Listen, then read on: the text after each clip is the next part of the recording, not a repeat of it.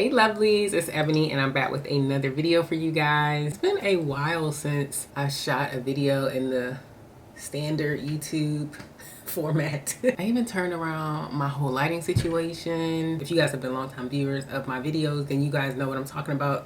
You know, the shelves or whatever that I used to have behind me, those are right over here to my right, and I decided to switch everything around because I'm over those shelves. I've been over those shelves for the past couple years now. That's why I've been filming in front of my window downstairs in my bedroom. So yeah, I don't know what I'm gonna do with this wall behind me. This plant probably won't stay, but I don't know. I feel like I want something cool but also really understated as well. Enough about that. I'm here because I wanted to answer you all's mom questions that you guys asked me in the Q&A. Hey y'all, so before the video continues, I just wanted to jump in real quick to let you guys know that this video is pretty long if you didn't notice, and I decided to record this video after talking for about an hour. So my energy levels were a little down and I felt like the video was lacking. I was gonna scrap the whole thing altogether, but no, we are chasing completion, not perfection in 2024. So I decided to incorporate like a little hairstyling compilation of a lot of my old videos so that you guys can have something to look at while listening to me. Or if you want, just go ahead and turn the volume up and listen to me while you cook, clean, whatever, do your makeup. Just keep watching. Enjoy. Thing on Instagram stories, you know, that little function or whatever, you know what I'm talking about. I wanted to do a video like this when Lennox was turning 1, but she'll be 16 months tomorrow, and a lot of the things still apply. You know, it's only been 5 more months, but so yeah, let's get into these questions before little Miss Girl wakes up, because I don't even have my watch on, because it's already about 30 minutes before she does. All right, first up, how is baby eating now? Does she like everything? This question is from Sims411 on Instagram. Yes, she likes a lot of food. There's very little that she will turn down or just won't eat altogether. She tries a lot of food, which I'm kind of shocked at, because I thought that a lot of kids just only want my same 4 things, but she'll try just about anything. The only thing that she really doesn't fool with are blackberries, and I think it's because of how they look. Like, I went to give her one and she opened her mouth or reached her hand out, one of the two, and then she did one of those like, wait a minute, what are you trying to give me? And she don't want any parts. Next question. This is also from Sims411. Did I struggle with postpartum depression or anxiety? No, I didn't struggle with those like clinically. Like, I didn't have to go see a doctor or anything like that. There were definitely days where I felt like there's a lot to do and I'm not getting nearly as much done as I would like to get done, but it wasn't something that paralyzed me in that way that depression or postpartum anxiety and depression can do sometimes. I just had bad days, but not enough to make me feel like I need to see someone, which I feel like is pretty normal. You know, you have good days and you have those days where you're like, everyone leave me alone. I just want to lay here and not be bothered. I'll come to you when I'm ready. I definitely was on the lookout for it though, especially because I am aware that those things can happen. And also, when I took Lennox for all her doctor's appointments, they would give me a questionnaire to make sure that I wasn't feeling any of those feelings or having or showing any of those signs that they would be concerned about, because they were telling me like, hey, we're the only doctor you're going to see on a regular basis, because the days of you going to your gynecologist every month or every week after a certain point in the pregnancy, those days are over. So we have to kind of look out for you, which I appreciated. I was thinking like, wow, that's really smart. So I was always aware of upset. How upset am I really though? So that was really helpful. This question is also from Sims411. Did you find it easy or hard asking for help? Hard. And that's always been me. Like, I've always felt like I can do it. If I just push a little harder or take a little extra time, I can just do it myself. And having a baby has definitely helped me to shake that. Like, Lex tells me all the time, like, look, I'm here. Stop trying to do it all. I could have handed you that. I could have taken that upstairs for you. I could have fed her. I could have changed her diaper. Like, I just don't think. Sometimes I just do it, you know? And I'm learning that now. If he's sitting there beside me, yeah, can you hand me that? Yeah, can you go upstairs and get can you go to the store and get me X, Y, and Z? You know, like, it's just, I have to be conscious of it, but I'm definitely getting better at it. Juliet M. Watt says, postpartum hair loss. Yes, I had postpartum hair loss. I did a few posts on my Instagram about my postpartum hair shedding, and I shed a good amount and it's starting to grow back. I feel like the postpartum growth is about this long now. When I was braiding my hair, I could really see it, and it's all throughout my hair, because even in the back, I was like, what are these short pieces? Oh my gosh, it's the postpartum hair loss. So it's growing back slowly but surely, and I'm excited for it to finally be done, because it's creating so much frizz in my curly hairstyle that I don't even want to wear my hair curly, and it's a little bit annoying, a lot actually, and I'm just excited for it to just at least get like to here or something, so that it's not short enough to curl up and create this little halo of frizz on the crown of my head. King of Boredom asks, how's taking care of your hair since you became a mother? I haven't really had too much trouble taking care of my hair since becoming a mom, because I just am very strategic about the timing of when I do my hair, along with, you know, her nap schedule or her bedtime schedule. And I try to do styles that will last me a while, or I just completely ignore it altogether. This isn't too much different than before. You know, before I was doing my hair most times according to a content schedule or whatever I felt like doing anyway. And that's kind of the same now. It's more about how do I fit doing my hair into the times that I'm able to do it. The answer to that is I just plan. I detangle my hair maybe sometimes before I go to bed, so that when I do my hair the next day, it's already ready to be washed, versus trying to do it all at once like how I used to. So it just takes a little bit more scheduling and intention, proactive behavior, something that I didn't really have to worry about before. But at the end of the day, it's very like useful. Like, I'm becoming a more productive and efficient person because of her, and I'm very appreciative. Via Polly says, are there physical changes in your body you've noticed that you come to terms with? Yes, I had diastasis recti, and that is something that you get from just basically carrying a baby. When you're pregnant, your ab muscles, you know, are together, and then as the baby grows and your belly grows, those ab muscles come apart.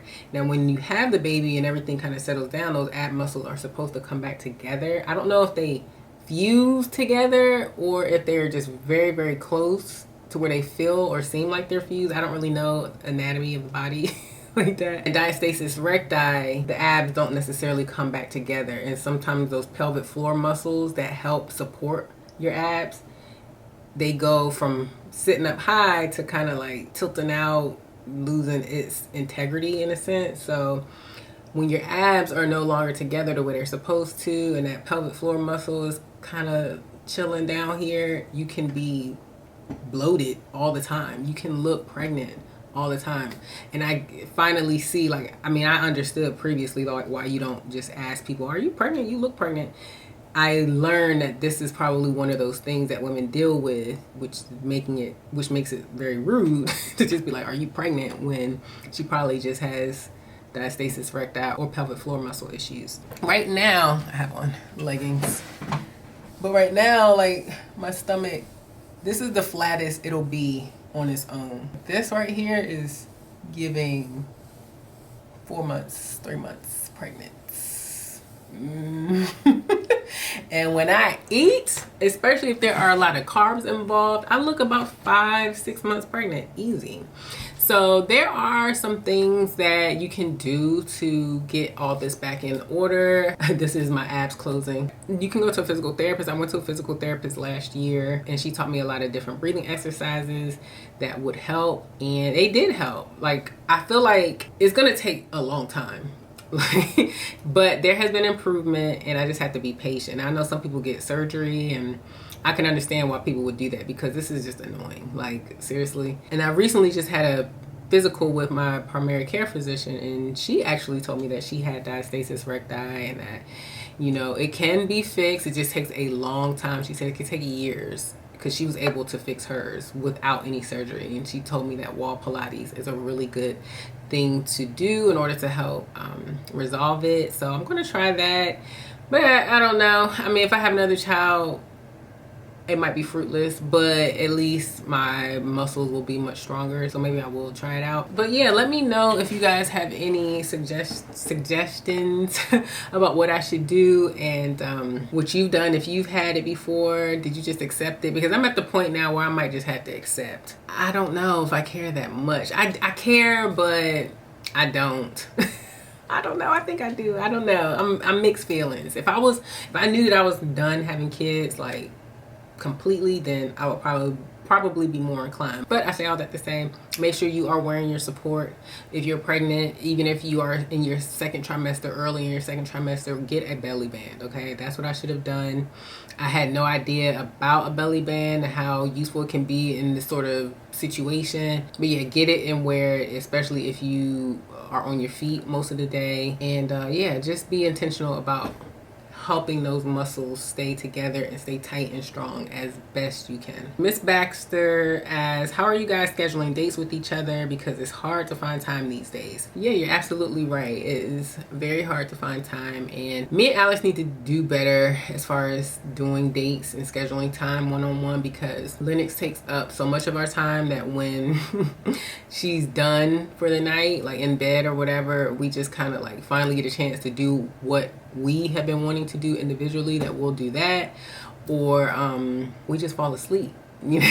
I think that this is a season, it will not last forever. We spend enough time together where I feel like maybe we don't miss each other in that way. Like, we both work from home, so it's not like, oh, you've been at work all day, I haven't seen you all day, and then you come home and you're whatever. Like, we're at home most of the day together already, so it doesn't really feel like we're missing too much. But it would be nice to just like kind of get dressed up and go somewhere. But that also means we have to find someone to watch Lennox, and I don't know that either of us are ready for that. So that is probably the biggest component as to why we haven't really had a date night yet. Natural Arise says, have you been able to do all you did before becoming a mother? I guess so. I wasn't somebody who was like super in the streets as far as like vacations and activities and brunches, girl trips and all that stuff anyway. I'm 37 years old. I did all of that in my 20s and some 30s, so I feel like been there, done that in a sense. And I'm an introvert, so I really just don't have that desire to be out here, and I don't feel like I'm missing out on anything. Honestly, I feel like the only thing I'm missing out on is sleep and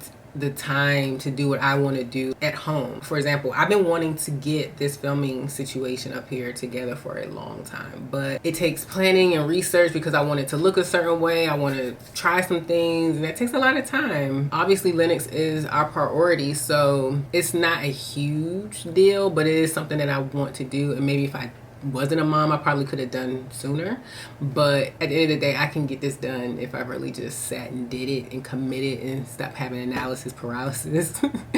So I just have to be more intentional about it, and I think that's just the key. Like, when people ask questions like that, you know, how have things changed, how do you do things differently, are you missing out, whatever. No, you can, depending on who you are and what your lifestyle was like before, maybe you do feel that way, but I definitely think that there can be a middle ground or a compromise if you are just really intentional about keeping a schedule, being useful with the time that you have, and just being intentional, really, really intentional, and stop just kind of letting things float and you get to it when you get to it. Christ in Me says, will you try for another baby? She's so very adorable. Thank you so much. Yes, Lennox is the cutest. But anyways, yeah, we have talked about having another baby till we were been blue in the face probably since Lennox was born, honestly, because of my age and because of the high risk pregnancy, IVF, all of those things. I've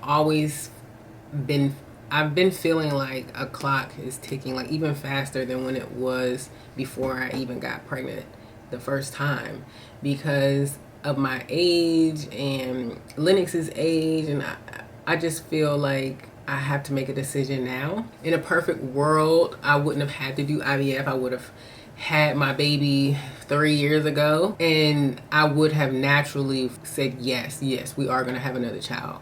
But because I'll be 38 this year, and in order to get pregnant again, I have to do all the shots and stuff, and the embryo transfer, and the waiting, and this, and the blood draws, and all that stuff, the many doctor's appointments. It's just a lot. I feel like that would just be for a specific amount of time, but it would be a very trying time. I don't know. But at the end of the day, you know, I'd have another baby. Lennox would have a sibling. I don't know. But I'm also happy if Lennox is the only child that I ever have. Like, she's more than enough. It's something that I am letting God lead me on. I'm not really committing one way or another. I'm been chewing on this since last year. I will continue to chew on it, and obviously you guys will know when or if it happens. Every time I answer this question, I feel like I land in a slightly different place, and that's how you just know it's not really time yet. Here's Kate says, how do you keep your energy up being a mom and wife? I get tired quickly. She has daughters that are 10 months. Yeah, I drink coffee every now and again, and I know that's not a long-term solution to being tired, but it definitely helps. Is there anything that you guys can suggest that works well like coffee but isn't coffee? Like, is tea? Are there certain types of teas that I can drink? Because I've heard tea can have more caffeine than coffee sometimes, and I'm just like, I don't know if I really want that either, you know? I try to go to bed as soon as I feel tired. You know, a lot of times I used to push past that tired because I was like, oh, I'm watching this show or I'm scrolling my phone. Funny enough, before I was even pregnant, I could take a nap for like hours. Now if I take a nap, it's no longer than 30 minutes, maybe an hour. It's the strangest thing. And it's not even because like, oh, Lennox is waking me up. Lennox is up and I gotta be up. It's just my body won't let me sleep any longer. I don't know if it's a mom switch that's been flipped or what, but it's very, very weird. It's a day-to-day thing. There's no, at least for me right now, there's no thing that I'm doing to help keep my energy up other than trying to go to bed not too late so that I can wake up rested. That's my only strategy right now. Zarina Patricia says, how do you guys share your parenting so that you can both have personal space and time? So luckily, Lex and I, we've been together for so long. We've been together since 2007, so we know each other very, very well. We have a pretty good read on each other and knows when the other has had enough or needs some space. Now, we have definitely been verbal about that. Like, hey, I'm gonna go take a nap. Hey, I'm going to whatever, and the other person just picks up the slack. So it's not anything that is the structured thing where we've talked and decided. It's just when we see the other one needs a break, we just kind of give it to them. How has parenthood changed your marriage? Other than the fact that she's here in the world, our marriage hasn't really changed. And I think that just goes back to what I said about us being together for all these years prior. We've grown together. We've changed individually. And we're at the point now where, you know, we're pretty much the people who we're gonna be. We've been married, what, almost 8 years when she was born. So we weren't shaken. I mean, I know a lot of people go through changes in their marriage when a baby comes into the picture. But I think because we were together for so long, there ain't really much more we can pull out the hat. Like, we know each other's annoyances and what makes each other happy. And I don't know. It's nothing to say because ain't nothing really to tell. We were married before and now we're married with a child. Layla Body Care says, how has motherhood changed you? Motherhood has made me very, very sentimental.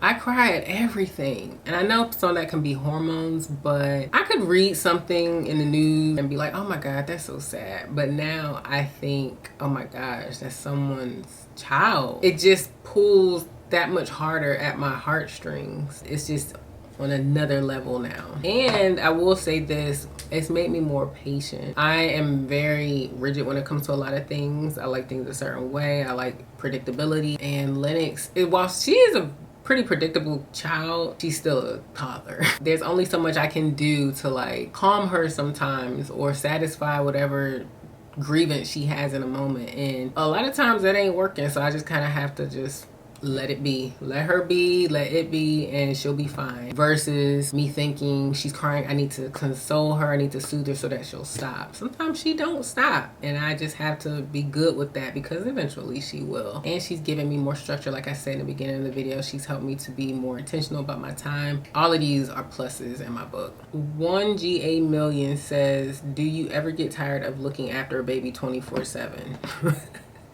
I mean, yeah, there are definitely times where I'm like, I just want to lay here and I have to go through all the chores of the day. But if I could actually do that, that would only last probably an hour or so because I'm going to want to see my baby. I just can't. I want to know, well, what did she eat for breakfast? Did you clean it up? Did she drink all her juice? Did she drink all the water? Like, I want to know. I don't know, I kind of like that. She's not a child who requires a unreasonable amount of attention anyway. But there are definitely moments where I'm like, I just want to lay here and sleep, or lay here and just watch this show. I don't want to have to worry about cooking dinner, because that'd be the big thing. Before her, me and Lex would eat dinner, or we would eat randomness for dinner. But now I gotta have a meal. And that right there, I gotta plan it. I gotta sometimes start at 3 in the afternoon, because she needs to eat by 6 and she needs to be in bed by 8. So it's just a lot of planning. That right there, I get tired of. That cooking dinner, and I gotta do this for how many more years? Don't answer that question. How was the healing process after delivery? It was surprisingly not that bad. I thought I was going to be way more like in pain and out of sorts. But what was weird was the fact that it felt like all my organs were just like in a pot of soup being stirred around. Like, ugh, that was weird. And I'm sure they weren't, but I guess it was my uterus, you know, I don't know. It just felt like it was a lot of space in here, and everything is just kind of like bubbling and juggling around, and that was really odd. And that lasted longer than I thought it would, but overall the process was fine. I had Lennox vaginally, for those who don't know. I had a 2nd-degree tear, but I don't know. I used that Dermaplast, sprayed down there and numbed it all out until it healed. It was good to go. So don't be afraid. You know, vaginal delivery doesn't always have to be this whole big scary thing, even if you do tear, because I definitely tore. But I did have an epidural. You know, I don't know what it feels like without the epidural now. Do you ever feel very tired and emotionally drained? If so, how do you protect your daughter from it? I think by that time, if I ever do feel that way, by that time she's in the bed where I just feel like, oh, this day drained me. You know, and there are definitely moments where I have to like remind myself, you're doing a lot, give yourself some grace, be easy on yourself, don't beat yourself up. I try to check those thoughts as soon as I have them, and it's not something that I feel like I need to hide from Lennox, because when I'm in her presence, it immediately brings me out of those thoughts anyway. Like, she'll do something to make me laugh, or she's smiling at me, so it doesn't ever feel like I gotta like put this mask on. I just try to check the thoughts when they come about and remind myself of what the situation really is, what's really true versus what am I stressing about unnecessarily, that sort of thing. So it's just a lot of intentionality. I think that's gonna be the thread of this whole video, intentionality. Dear Fatima says, what has been your favorite stage so far? The stage right before this one, I would say the 1 year to 14 months. A couple weeks ago, I'm telling y'all, she literally just hit the toddler stage. Just hit it. Because things just made sense. Now she cries for what feels like absolutely no reason, or a silly reason. I'm just like, girl, what? What do you want? What am I doing wrong here? Like, she used to never really cry when I would put her on a changing table to change her diaper. She might whine or something, but she was easily soothed. Now you put her on a changing table and she is having a meltdown, does not want to be changed. And I'm like, girl, this has been a year and a half almost of this. You know the drill. Or I put her on the floor to walk. She don't want to walk. She just follows me with her arms up, crying and carrying on. You were just fine walking not that long ago. Like, what has changed? But I think what's happening is, minus her wanting me to carry her, is it's the independence of it all. She doesn't want to be told or made to do something that she just doesn't want to do. She knows she can get things on her own, move around on her own. Like, Lex was trying to give her the AirPod. She saw him using it. She wanted to use it too.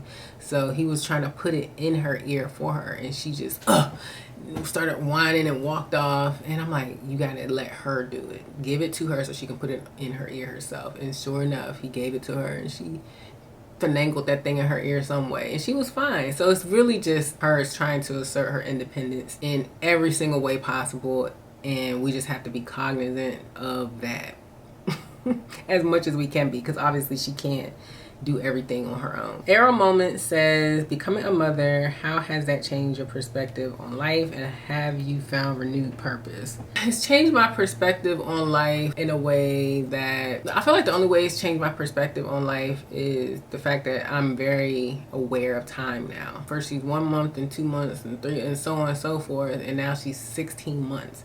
It's like, oh my gosh, did I capture everything?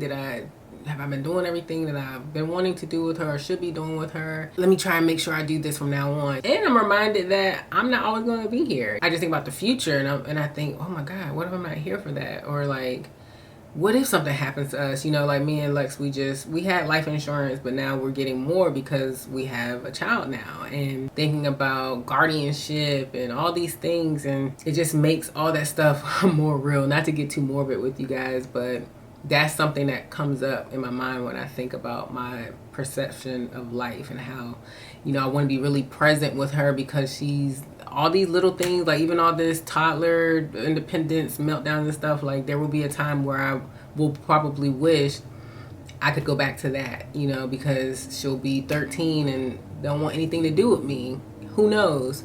But so I just feel like that right there is making me, okay, put my phone down, turn the TV off, let's read, let's play, let's eat together. She's not even 2, but we sit and eat together and I talk to her. I just want to be present so I can capture and retain all of this. And have I found a renewed purpose? I mean, I guess so. Obvious one being, motherhood. But as far as anything outside of that, honestly, no. I haven't had a renewed or felt the renewed purpose, but that doesn't mean that I won't. So I just feel like my focus right now is just her and everything that she got going on, and I'll deal with my life purpose a little later. Rosebud Rodriguez asks, how long did I nurse? And thank you, because she says that she loves my content. I did not nurse at all. Lennox drank formula from day one, and she drank Kendamil organic formula. Y'all, I'm telling you right now, if you are pregnant or you are looking for a formula because you need one at this very moment, go to Target and get Kendamil organic. It is the best formula out. I haven't tried all the others. I just know that this one is so good. It's European, it's from the UK, and it was brought over during that formula flight thing that Biden put into place. I can't remember, formula. I can't remember. Whenever there was a formula shortage, they signed it into law that formulas from outside of the country could be, passed through the FDA regulations. And there is no junk in Kendamil organic. There's all that soy and cornstarch and all that stuff that people typically hate in formulas. It doesn't have any of that. It models breast milk. It's easy on their tummies. I never had an issue with gas with Lennox. She didn't have all this excessive throwing up or anything like that. It was just such a good alternative to the American formulas, because our FDA regulation for formula aren't as stringent as the regulations on the formulas overseas. They have a very stringent set of regulations for their formula. And I just was nervous, as far as using the formulas from this country, because there's always a recall. There's a recall right now. And I'm just I just don't want to always be checking or worried. And this right here takes away all my concerns. So if you are looking for something, it's a little bit more expensive. It's $40 a can. But if you just need a word of mouth suggestion from something other than a review on the website, telling you right now, try it. Just try it. Miss Katrina says, has adjusting to motherhood been difficult? No, it hasn't been difficult. It has definitely been a challenge. A challenge that I was up for, that I knew was coming. There are definitely difficult moments where you feel like, am I doing this right? We have a trip to Florida, and this will be the first time that Lennox will be on a plane, and she's in her toddler stage. So I don't know how it's gonna be, and I don't know what to do in order to settle her if she starts bouncing off the walls. But I will say this, every time I felt like this is gonna be so hard, what am I doing, what's gonna happen, anytime I've had a moment like that, it's always worked out. I have people around me that can help me and support me. I have the tools, I have everything that I need in order to be successful in the end. If the worst happens, I know I have the support that I need, and the worst being a diaper blowout or vomit everywhere. Most likely things won't get as bad as you envision in your mind. Miriam Proctor 90 says, is motherhood what you thought it would be? Yeah, it's exactly what I thought it would be. Having a baby this late in life gives you time to experience other people's views on motherhood or behaviors or whatever. So you see a lot, you learn a lot, so that when it's time for you to become a mom, very little rocks you. And I'm grateful for that. Paula's Amira says, how is it being a mom in your 30s? Was it hard to adjust to? That's so funny. I just answered that. But no, I love being a mom in my 30s. I couldn't imagine having a baby in my 20s, and that's just me. Not saying that anyone else who's had a baby in their 20s shouldn't have That's not what I'm saying at all. I just know for me, I think about who I was in my 20s and the difficulties I had at the time, or the work situation I was in, or life just in general, and I add a baby to that, and I'm thinking I would have gone off the deep end. 28-year-old Ebony with a baby was just, that would have been a mess, versus 37-year-old Ebony with a baby. It all makes sense. So don't be afraid or too worried that you're having a baby in your 30s. If you are, or you want to have a baby in your 30s, the older you are, just the more wise and experienced you become, which only helps you. I know a lot of people, and myself included, it's like, oh, I'm not gonna be around for my child when they're this age. We don't know that. We just don't know that. So yeah, I prefer being a mother in my 30s. Now I wish I had just a couple more years so this second baby thing wouldn't be gnawing at me the way that it is. She also asked, is it true having a baby puts a strain on your marriage, or did it bring you guys closer? That's case by case. A baby can definitely put a strain on a marriage if the couple doesn't have a solid foundation to start, because babies change so much, change you in ways that you weren't expecting. It can create distance, it can create resentment. I don't know. You just gotta have a very solid foundation as much as possible, and you also have to communicate big time. There are so many times I had to communicate with Alex since becoming a mom, communicate things with him that I just did not want to even say out loud, because I felt like I don't like asking for help, or I don't like appearing weak or whatever. But you got to communicate. You just have to, or it'll turn into something else that is worse. Be clear on your needs and expectations of each other if that's not already clear. Mixed QT 215 is a new mom. Congratulations. She just wants to know a good recommendation for baby hair products. I love the Shea Moisture baby line. The I think it's honey and lavender, the one with the purple labeling. I love the shampoo, the deep conditioner, and then like for styling I just use Shea Moisture curl cream gel. Now I didn't put the curl cream and the gel in her hair until she was a little bit older, because I was just nervous about her fresh skin out here with these hair products, but that weren't specifically for babies. So I didn't really start using that too much until she was a year old. Prior to that, I just used a lot of coconut oil in her hair, but she didn't really require a whole lot anyway. May 26XO says, how do you maintain your daughter's hair? I try to keep a bonnet on her hair every time she goes down for a nap and for bedtime. And I also have a satin crib sleeve that goes like a strip of satin or silk. Silk that goes around her crib mattress. She doesn't lay in one spot anymore, so that's why I had to get the bonnet. But when she was much younger, that little sleeve came in handy. She never had any bald spots or super dry hair, so that really helps to maintain like the moisture levels in her hair, making it easy for me to comb it, keep the little curls popping. Besta Brooks says, advice for first time moms. I'm due in October and would love to hear your honesty. Just trust all the instincts that you have. I've never had a baby before. Obviously, this is my first one, and I haven't been around a baby probably like on a consistent basis since I was like in middle school or something, when my little sister was a baby. And I didn't do a bunch of classes on how to change a baby's diaper, how to give them formula. Like, now maybe that was an okay thing to do, maybe it wasn't, I don't know, but I just know I didn't do any of that stuff. And when she came, it just all made sense. Putting a diaper on, wiping her butt down, all of that, just you do it because it needs to be done, and you figure it out. So just always trust your instinct, and don't be afraid to speak up for what you do or don't want for your child. You know, we had Lennox after COVID. We had her in 2023. That was well after the initial COVID stuff, but she didn't have her COVID shots, and we didn't want her around a bunch of people, or when people came over, we had them put a mask on. And I'm not the type of person who is like always outspoken, or people know exactly how I feel at all times because I'm going to tell them. Like, I'm not that person at all. So to ask someone to put a mask on, it was like, but I knew I had to do that though, because she can't ask for herself. We are her parents. We have to protect her. We got to do what we need to do in order to keep her safe. Always speak up. You know, don't be too whatever. I obviously don't know you and don't know what kind of person you are, but make sure that anytime you feel some sort of hesitancy because somebody wants to feed your baby a piece of cake even though they ain't had real food yet, well, they old enough, they can take it. No, you speak up. That's your child and these are your rules. I would definitely say don't ever be afraid to speak up in defense of your baby. And also also of yourself. You need your space to be alone with your baby, and you don't want everybody breathing down your neck or giving unsolicited advice. Be vocal about that. People will deal, I promise you. And don't be afraid to ask for help. I'm still dealing with that. I'm telling you, it's the best thing in the world where you can just get it out. Just close your eyes and say it real fast. I just need a little bit of help.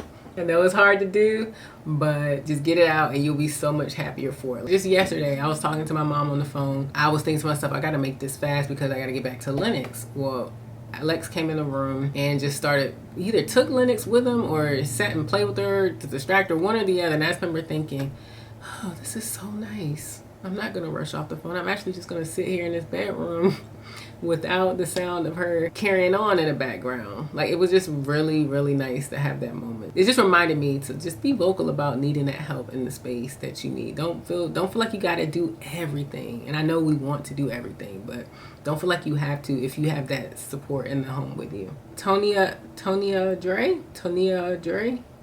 I'm sure I'm butchering that. What is the hardest thing about being a mom? Knowing that there is no way I can protect her when she's out in the world. Like, we have decided that maybe it's time to start looking at daycare. And my biggest concern is her dealing with other kids' germs, someone pushing her down, her getting hurt, her feelings getting hurt by some other person. Like, I just don't know what I was thinking. Having a little baby to put out into this world, and I can't do anything to keep her safe at all times. I'm telling you, that is the hardest thing. But on a more practical note though, the hardest thing has probably been parsing my time, splitting my time, planning my time, knowing that I can't just fly by the seat of my pants. Like, I got to have a schedule, even if it's just for the next couple of hours. Like, I have to plan this. Like, I'm doing this video after having done some other work, but I know that Lennox will be asleep, so it's time to just do this now. Don't wait and do it tomorrow or later. I need to get it done now. And speaking of, she needs to wake up from her nap. It's 3:06. I completely forgot. But see, I'm going to ask for help. I'm going to tell Alex. I'm going to text him right now and say, can you get Lennox up? It sounds like he's getting her up now. See, I didn't even have to ask. Okay. She runs the day 28, wants to know, will you homeschool when she's ready for school? No. After just talking about her being out in the world and everything and not being able to protect her from everything, homeschooling is not my ministry, okay? I don't know much more math than probably 4th, 5th grade as far as teaching it to someone else. I don't know the algebra. I might know X plus Y equals whatever, but anything beyond that, I don't remember history. I know the sentence structure, subject, verb, object, I think. Yeah, but whatever. I'm limited is what I'm saying. And I'm not going to be the one person teaching my child everything, okay? I can Google all the live long day, but there's an end to that. Homeschooling is just not something I plan to do. I think parents who do it, they are great. And those parents have true structure and scheduling to their day, because I would have to learn that as well as all the things that I have to teach them, and then have the patience to let her learn it, make mistakes, get confused, do it over. She will be in school. What is the one item on your baby registry that you and baby girl can't live without? And that was from Carcia Carson. That Brezza, okay? That is basically like a Keurig for formula. You fill the top portion with powder, you put the water tank in the back, and you put the bottle in the front, you push the button, and it makes the perfect bottle every single time. It was so perfect for like middle of the night feedings. I didn't have to like scoop and measure and wonder, am I getting the right measurements every time? Did I put too many scoops? I can't remember. The Brezza, you just put in the ounces. It even does the right temperature. You can do body temperature, you can do warm, you can do room temp. Like, it was the perfect. I will suggest that to anybody who is looking for something to put on their registry. And that's the perfect thing to put on your registry, because you want someone else to buy that for you. You don't want them to have to buy it yourself. Gabrielle Elise says, what's your favorite thing about marriage in this season as a mom, and vice versa? Favorite thing is just the family that we are. Watching Lennox have her relationship with Alex is such a funny, cool thing to see. I've only known him in one role basically this entire time, and to see him as a dad and doing things with her that he likes to do, that he considers fun, that she might think is fun, like, it's just interesting. See how patient he is with her. It's really cool. And my postpartum hair tips, I saw a few questions that people were asking about postpartum. It's gonna happen. If it doesn't, congratulations. Just let it happen. It's gonna happen. take vitamins. This is what my doctor told me. Take your prenatal vitamins even up to a year after the baby is born to help with the hormone imbalances or whatever that you could still have after pregnancy. I didn't do that, but I definitely think it could be helpful because it's just like a really good daily vitamin that you'd be taking to just, you know, improve the health of your body. I don't think there's anything wrong with that.